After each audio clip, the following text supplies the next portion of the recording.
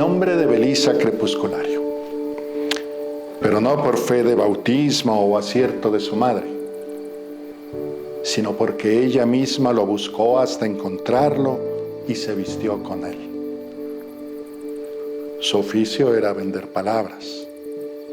Recorría el país desde las regiones más altas y frías hasta las costas calientes, instalándose en las ferias y en los mercados, donde montaba 4 palos con un toldo de lienzo, bajo el cual se protegía del sol y de la lluvia para atender a su clientela.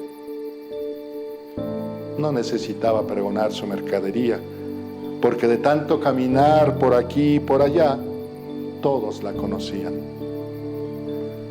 Había quienes la aguardaban de un año para otro, y cuando aparecía por la aldea con su atado bajo el brazo, hacían cola frente a su tenderete. Vendía a precios justos. Por 5 centavos entregaba versos de memoria. Por 7 mejoraba la calidad de los sueños. Por 9 escribía cartas para enamorados. Por 12 inventaba insultos para enemigos irreconciliables. También vendía cuentos, pero no eran cuentos de fantasía, sino largas historias verdaderas que recitaba de corrido sin saltarse nada. Así llevaba las nuevas de un pueblo a otro. La gente le pagaba por agregar 1 o 2 líneas. Nació un niño, murió fulano. Se casaron nuestros hijos, se quemaron las cosechas. En cada lugar se juntaba una pequeña multitud a su alrededor para oírla cuando comenzaba a hablar, y así se enteraban de la vida de los otros, de los parientes lejanos, de los pormenores de la guerra civil. A quien le comprara 50 centavos, ella le regalaba una palabra secreta para espantar la melancolía. No era la misma para todos, por supuesto, porque eso habría sido un engaño. Cada uno recibía la suya con la certeza de que nadie más la empleaba para ese fin en el universo y más allá. Belisa Crepusculario había nacido en una familia tan mísera que ni siquiera poseía nombres para llamar a sus hijos. Vino al mundo y creció en la región más inhóspita, donde algunos años las lluvias se convierten en avalanchas de agua que se llevan todo, y en otros no cae ni una gota del cielo. El sol se agranda hasta ocupar el horizonte entero y el mundo se convierte en un desierto. Hasta que cumplió 12 años, no tuvo otra ocupación ni virtud que sobrevivir al hambre y la fatiga de siglos. Durante una interminable sequía le tocó enterrar a 4 hermanos menores. Y cuando comprendió que llegaba su turno, decidió echarse a andar por las llanuras en dirección al mar, a ver si en el viaje lograba burlar a la muerte. La tierra estaba erosionada, partida en profundas grietas, sembradas de piedras, fósiles de árboles y de arbustos espinudos, esqueletos de animales blanqueados por el calor. De vez en cuando tropezaba con familias que como ella iban hacia el sur siguiendo el espejismo del agua. Algunos habían iniciado la marcha llevando sus pertenencias al hombro o en carretillas, pero apenas podían mover sus propios huesos y a poco andar debían abandonar sus cosas.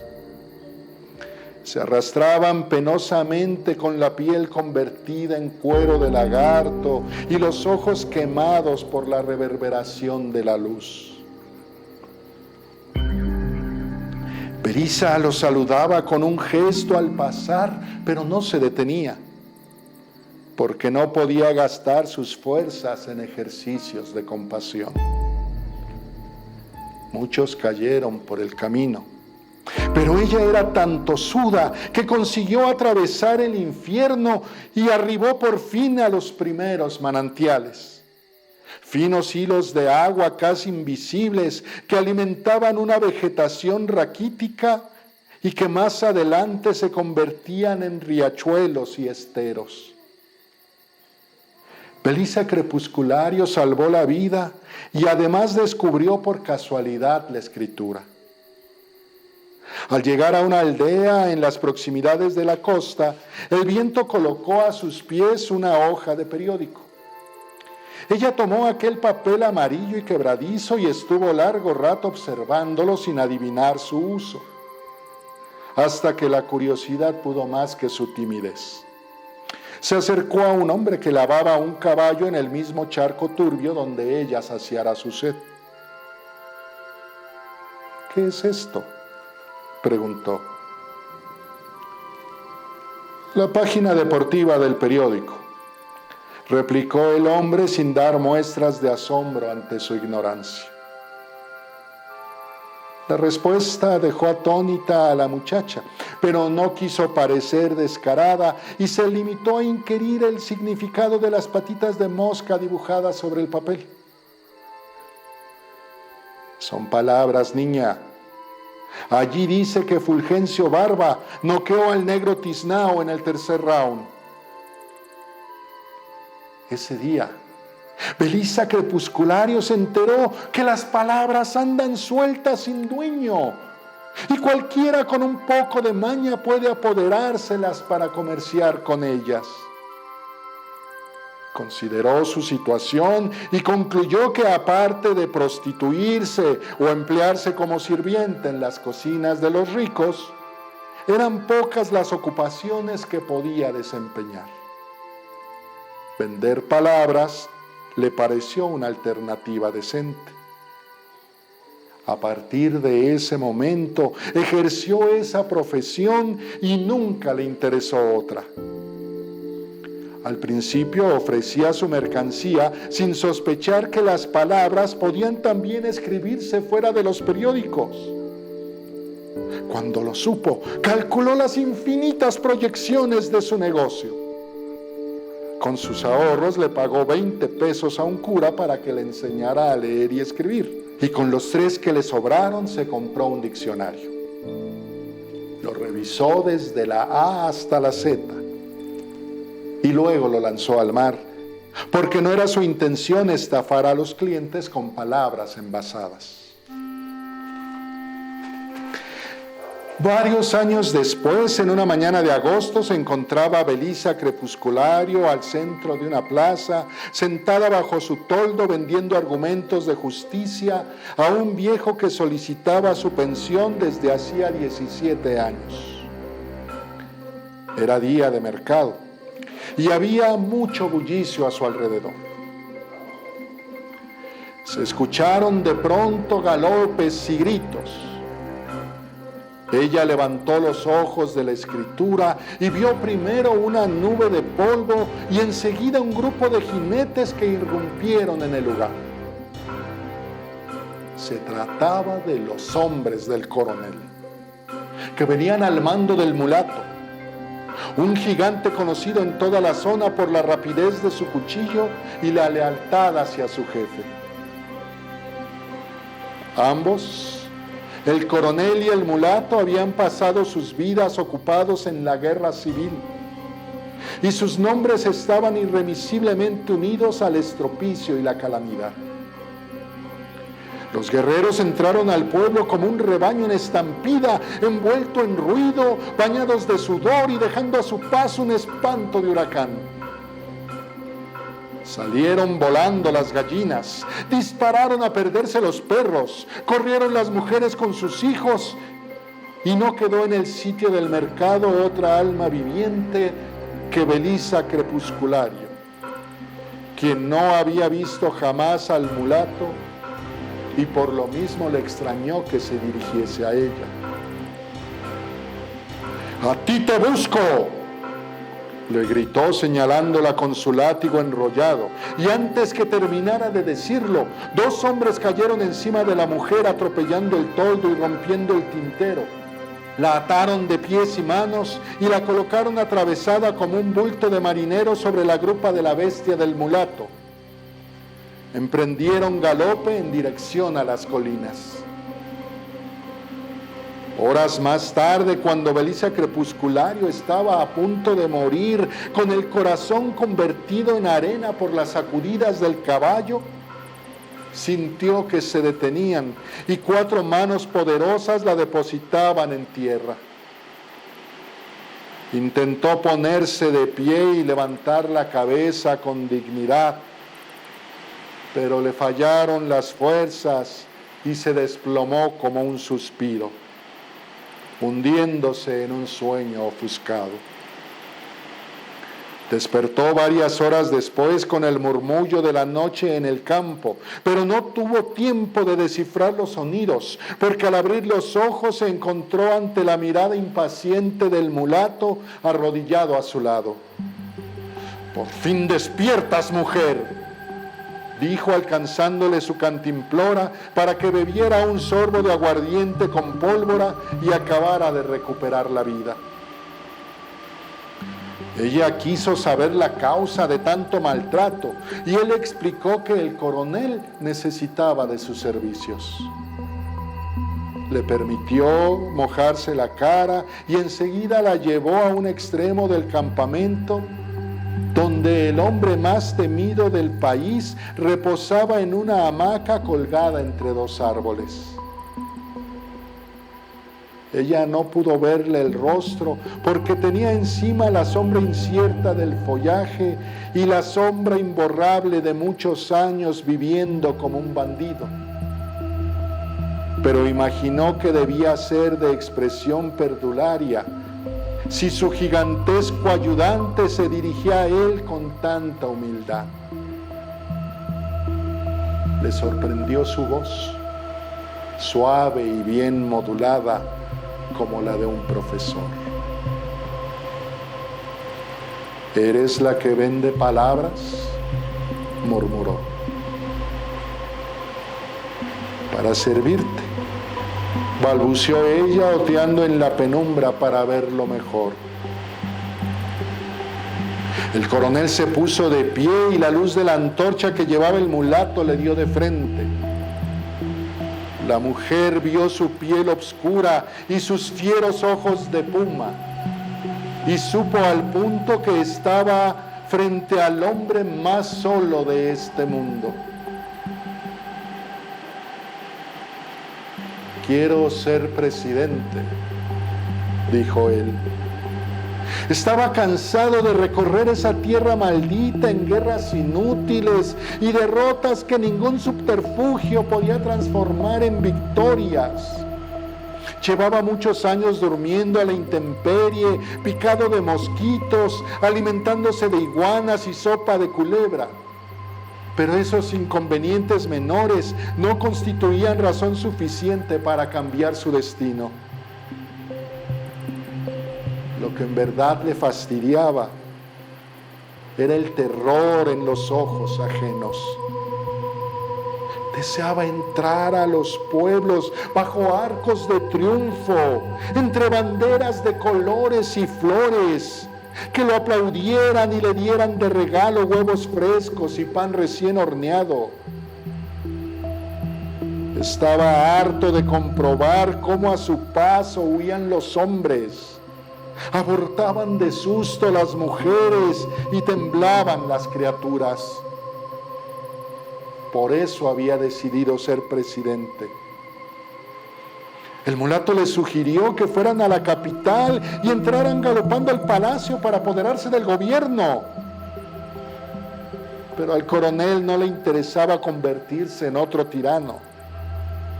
De esos ya habían tenido bastantes por allí, y además de ese modo no obtendría el afecto de las gentes.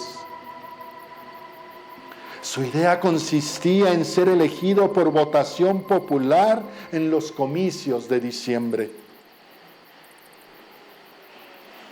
Para eso necesito hablar como un candidato. ¿Puedes venderme las palabras para un discurso?, preguntó el coronel a Belisa Crepusculario. Ella había aceptado muchos encargos, pero ninguno como ese. Sin embargo, no pudo negarse, temiendo que el mulato le metiera un tiro entre los ojos. O peor aún, que el coronel se echara a llorar.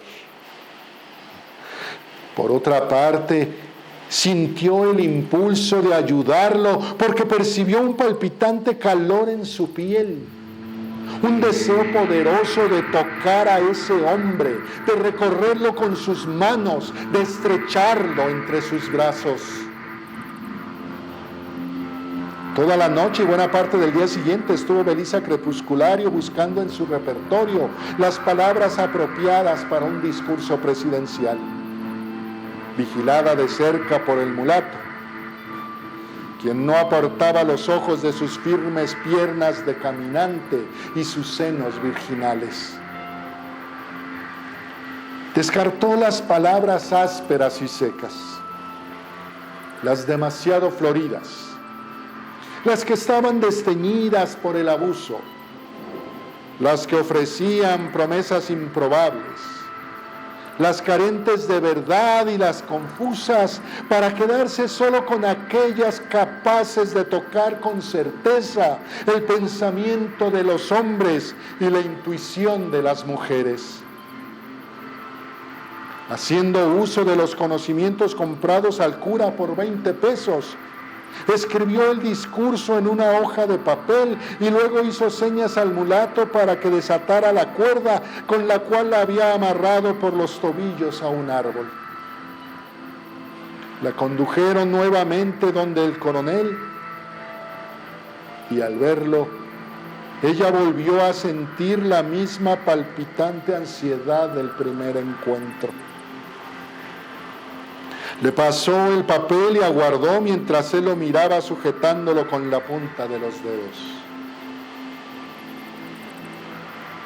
¿Qué carajos dice aquí?, preguntó por último. ¿No sabes leer? Lo que yo sé hacer es la guerra, replicó él. Ella leyó en alta voz el discurso. Lo leyó 3 veces para que su cliente pudiera grabárselo en la memoria. Cuando terminó, vio la emoción en los rostros de los hombres de la tropa que se juntaron para escucharla, y notó que los ojos amarillos del coronel brillaban de entusiasmo, seguro de que con esas palabras el sillón presidencial sería suyo. Si después de oírlo 3 veces los muchachos siguen con la boca abierta, es que esta vaina sirve, coronel, aprobó el mulato.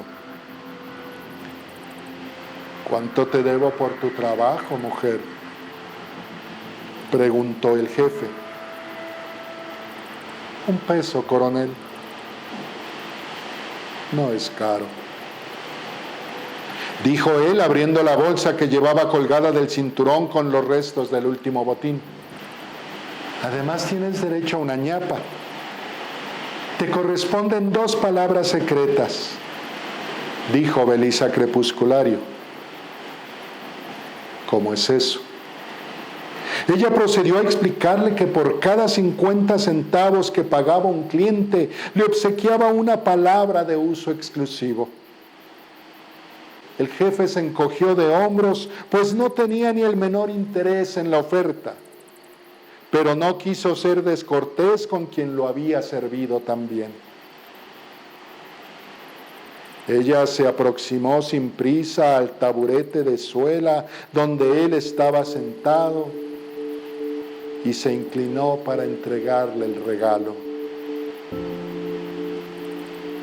Entonces el hombre sintió el olor de animal montuno que se desprendía de esa mujer, el calor de incendio que irradiaban sus caderas, el roce terrible de sus cabellos, el aliento de hierbabuena susurrando en su oreja las 2 palabras secretas a las cuales tenía derecho. Son tuyas, coronel, dijo ella al retirarse. Puedes emplearlas cuando quieras. El mulato acompañó a Belisa hasta el borde del camino sin dejar de mirarla con ojos suplicantes de perro perdido. Pero cuando estiró la mano para tocarla, ella lo detuvo con un chorro de palabras inventadas que tuvieron la virtud de espantarle el deseo, porque creyó que se trataba de alguna maldición irrevocable. En los meses de septiembre, octubre y noviembre, el coronel pronunció su discurso tantas veces que de no haber sido hecho con palabras refulgentes y durables, el uso lo habría vuelto cenizas. Recorrió el país en todas direcciones, entrando a las ciudades con aire triunfal y deteniéndose también en los pueblos más olvidados, allá donde solo el rastro de basura indicaba la presencia humana, para convencer a los electores que votaran por él. Mientras hablaba sobre una tarima al centro de la plaza, el mulato y sus hombres repartían caramelos y pintaban su nombre con escarcha dorada en las paredes. Pero nadie prestaba atención a esos recursos de mercader, porque estaban deslumbrados por la claridad de sus proposiciones y la lucidez poética de sus argumentos, contagiados de su deseo tremendo de corregir los errores de la historia y alegres por primera vez en su vida. Al terminar la arenga del candidato, la tropa lanzaba pistoletazos al aire y encendía petardos. Y cuando por fin se retiraban, quedaba atrás una estela de esperanza que perduraba muchos días en el aire, como recuerdo magnífico de un cometa. Pronto el coronel se convirtió en el político más popular. Era un fenómeno nunca visto. Aquel hombre surgido de la guerra civil, lleno de cicatrices y hablando como un catedrático, cuyo prestigio se regaba por el territorio nacional, conmoviendo el corazón de la patria. La prensa se ocupó de él. Viajaron de lejos los periodistas para entrevistarlo y repetir sus frases, y así creció el número de sus seguidores y también de sus enemigos. Vamos bien, coronel, dijo el mulato al cumplirse 12 semanas de éxitos. Pero el candidato no lo escuchó. Estaba repitiendo sus 2 palabras secretas, como hacía cada vez con mayor frecuencia. Las decía cuando lo ablandaba la nostalgia, las murmuraba dormido, las llevaba consigo sobre su caballo, las pensaba antes de pronunciar su célebre discurso y se sorprendía saboreándolas en sus descuidos. Y en toda ocasión en que esas 2 palabras venían a su mente, evocaban la presencia de Belisa Crepusculario, y se le alborotaban los sentidos con el recuerdo del olor montuno, el calor de incendio, el roce terrible y el aliento de hierbabuena. Hasta que empezó a andar como un sonámbulo y sus propios hombres comprendieron que se le terminaría la vida antes de alcanzar el sillón de los presidentes. ¿Qué es lo que te pasa, coronel?, le preguntó muchas veces el mulato, hasta que por fin un día el jefe no pudo más y le confesó que la culpa de su ánimo eran esas 2 palabras que llevaba clavadas en su vientre. Dímelas, a ver si pierden su poder, le pidió su fiel ayudante. No te las diré. Son solo mías, replicó el coronel. Cansado de ver a su jefe deteriorarse como un condenado a muerte, el mulato se echó el fusil al hombro y partió en busca de Belisa Crepusculario. Siguió sus huellas por toda esa vasta geografía hasta encontrarla en un pueblo del sur, instalada bajo el toldo de su oficio, contando su rosario de noticias. Se le plantó delante con las piernas abiertas y con el alma empuñada. «Tú te vienes conmigo», ordenó. Ella lo estaba esperando. Recogió su tintero, plegó el lienzo de su tenderete, se echó el chal sobre los hombros y en silencio trepó el anca del caballo. No cruzaron ni un gesto en todo el camino, porque al mulato el deseo por ella se le había convertido en rabia, y solo el miedo que le inspiraba su lengua le impedía destrozarla a latigazos. Tampoco estaba dispuesto a comentarle que el coronel andaba al helado y que lo que no habían logrado tantos años de batallas lo había conseguido en encantamiento susurrado al oído. 3 días después llegaron al campamento y de inmediato condujo a su prisionera hasta el candidato delante de toda la tropa. «Te traje a esta bruja para que le devuelva sus palabras, coronel, y para que ella te devuelva la hombría», dijo apuntando el cañón de su fusil a la nuca de la mujer. El coronel y Belisa Crepusculario se miraron largamente, midiéndose desde la distancia. Los hombres comprendieron entonces que ya su jefe no podría deshacerse del hechizo de esas 2 palabras endemoniadas, porque todos pudieron ver los ojos carnívoros del puma tornarse mansos cuando ella avanzó y le tomó la mano.